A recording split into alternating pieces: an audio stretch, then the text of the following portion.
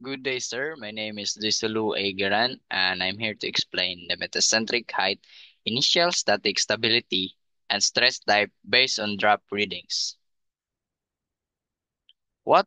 Number one, what is metacentric height and its uses in measurement of stability?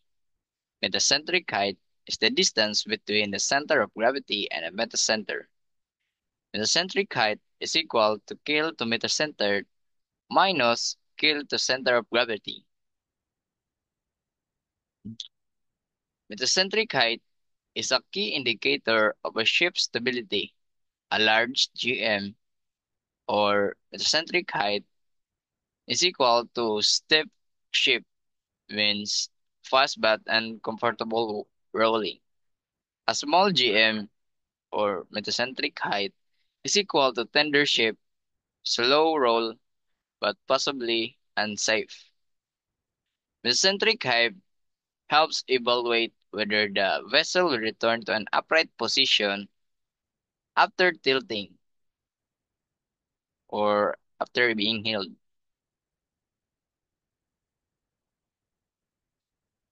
What is initial static stability? Initial static stability is the ship's ability to resist small angles of inclination, measured by the metacentric height or GM when a vessel is slightly heeled. As you can see in the illustration, we have stable equilibrium at the middle. Uh, this is the metacentric height. As you can see, the center of gravity is below the metacenter. Here. This is the metacentric height. This is the distance between the center of gravity and the metacenter. So next, how to determine the type of stress given the drop readings at the forward, midship, and up drop. Steps to determine stress type. Number one, compare the midship drop to the average of forward and up drops. So mean drop or the average drop is equal to forward plus aft divided by 2. If the midship drop is greater than the mean drop, then the condition of the vessel is sagging, which means ship bends downward in the middle, sagging. So this is, as you can see in the image below, so this is in the sagging condition where weight midship exceed the buoyancy. And the stress experienced by on the keel is compressive stress, and the stress experienced in the keel of the ship is tensile stress. If the midship drop is less than the mean drop, then the condition of the ship is hugging, where ship bends downward, uh, if where the ship's bends upward in the middle. As you can see in the illustration, this is the vessel with hugging condition where the stress experience on the deck is tensile stress, and the stress experience in the keel is compressive stress. So let us answer some example. So sorry. So this is from the final written examination number 37 and 38.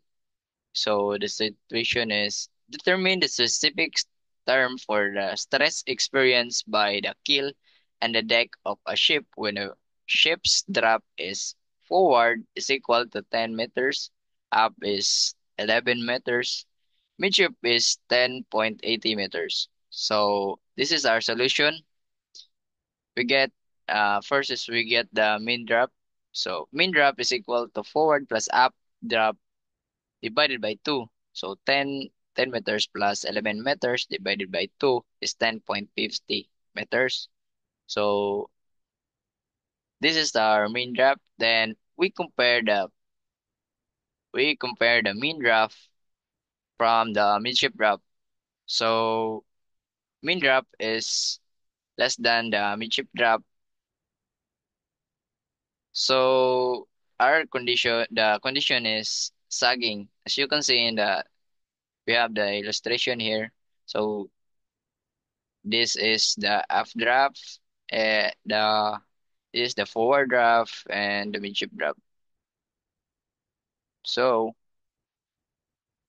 to answer the specific term for stress experienced by the keel and deck, so on the keel we have tensile stress, as you can see in the illustration, and on the deck we have compressive stress.